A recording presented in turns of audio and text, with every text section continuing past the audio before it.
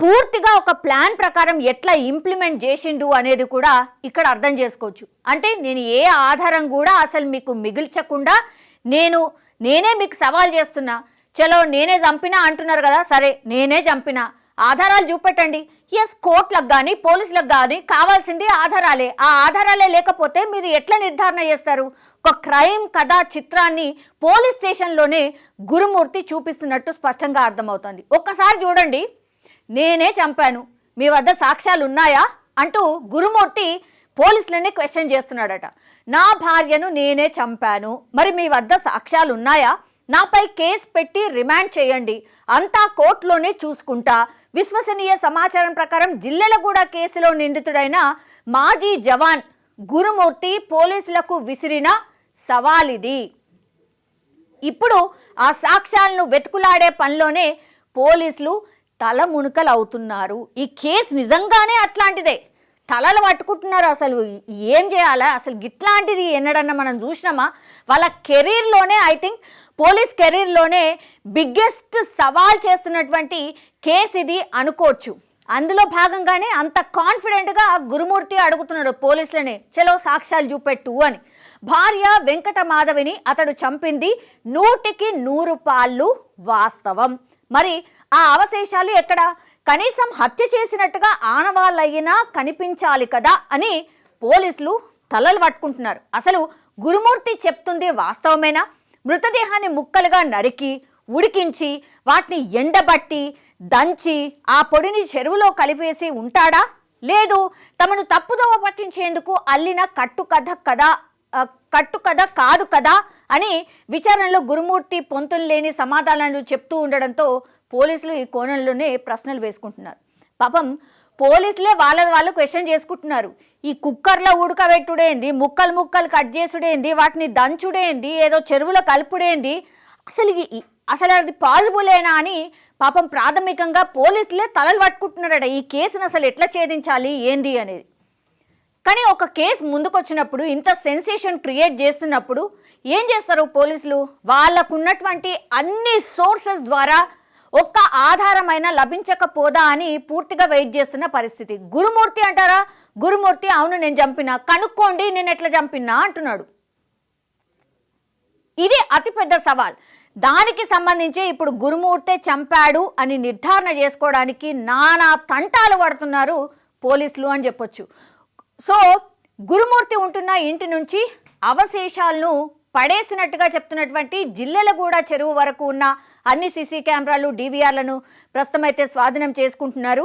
So పూర్తిగా ఆ investigation అయితే జరుగుతున్న పరిస్థితి అయితే కనిపిస్తోంది. అయితే వంటగది, ఇప్పుడు వాళ్ళ ఇంట్లో ఉన్నటువంటి వంటగది ఇప్పుడు కీలకం కాబోతోంది. ఎందుకంటే వంటగదిలో మాంసం నరికే మొద్దు, ఎస్ ఆ విజువల్ కూడా స్పష్టంగా మనం చూడొచ్చు.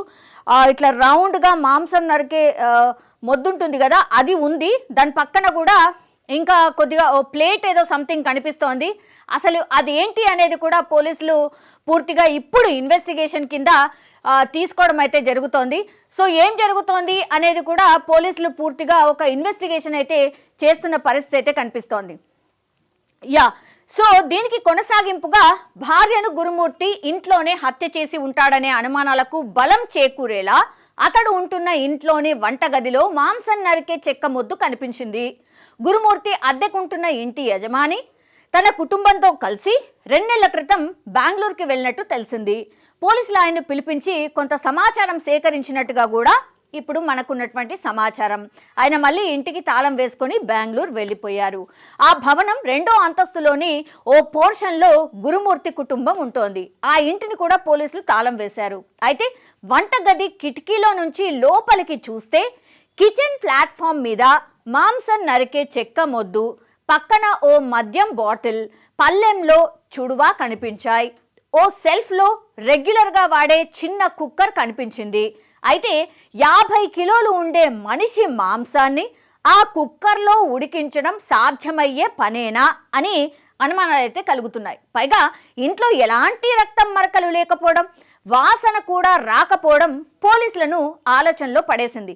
ఉడికించిన మాంసం ముక్కలతో పాటు ఎముకలను ఎండబెట్టినట్టుగా ప్రచారం జరుగుతున్నా అక్కడ ప్రసరించే ఛాయలే లేకపోవడంతో దీనికి బలం చేకూరడం లేదు. పోలీసులు ఏ ప్రశ్న అడిగినా గురుమూర్తి పొడిపొడిగా సమాధానాలు చెప్తున్నట్టు సమాచారం.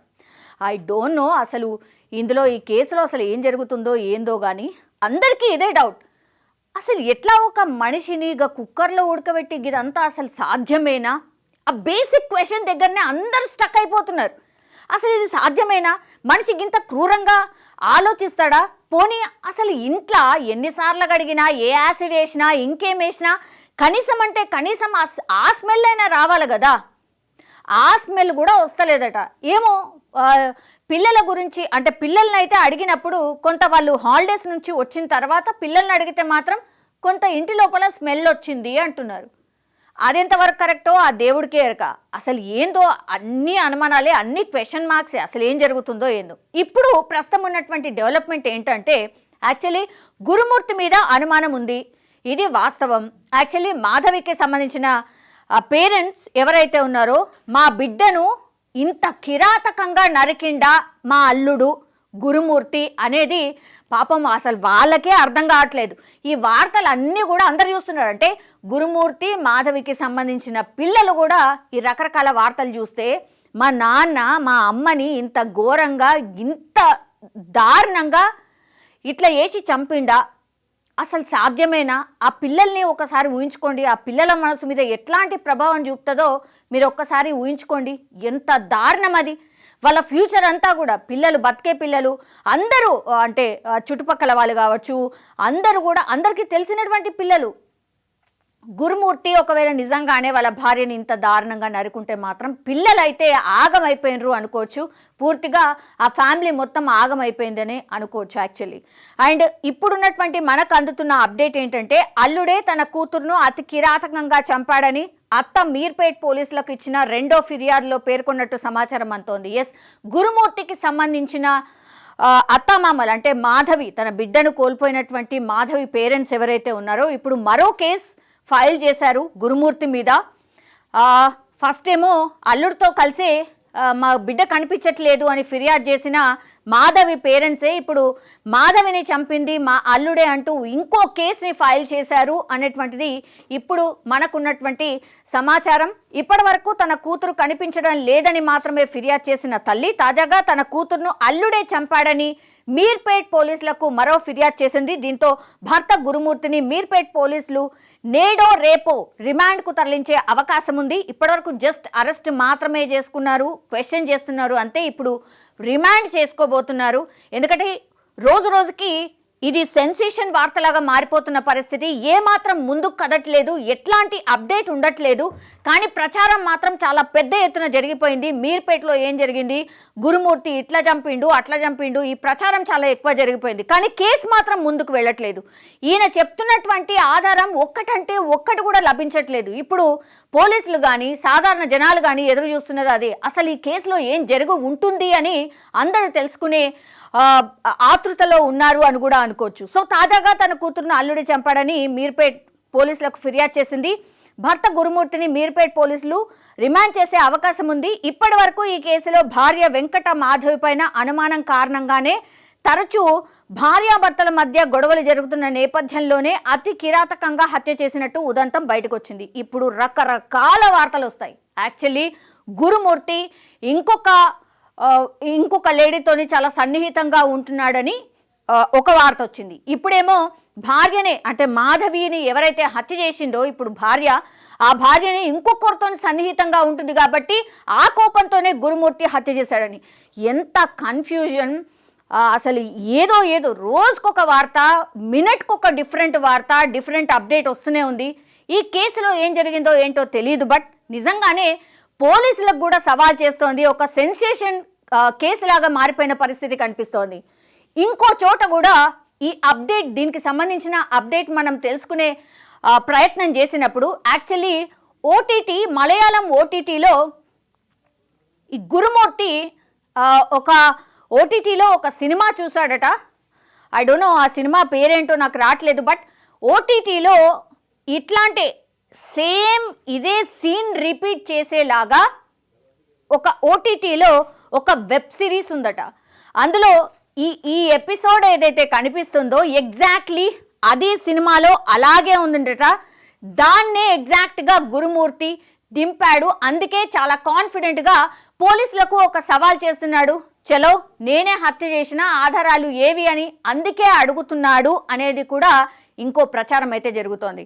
మరి కేసులో ఏం జరిగిందో ఏంటో పోలీసులు ఎంత త్వరగా అయితే అంత త్వరగా ఛేదించే ప్రయత్నం అయితే డెఫినెట్లీ వాళ్ళు కూడా చేస్తున్నారు. కానీ సాధారణ పబ్లిక్లో ఈ కేసు మాత్రం ఎంత భయాన్ని క్రియేట్ చేస్తుంది అంటే చెప్పనవసరం లేదు. అసలు ఏం జరుగుతుంది ఏంటి అనేది ఆశిద్దాం మనం కూడా. ఈ కేసుకి సంబంధించి పోలీసులు మరి అప్డేట్ ఎప్పటి వరకు ఇస్తారు, ఈ కేసులో ఏం జరుగుతుంది అనేది అందరూ కూడా ఎదురు చూస్తున్నారు.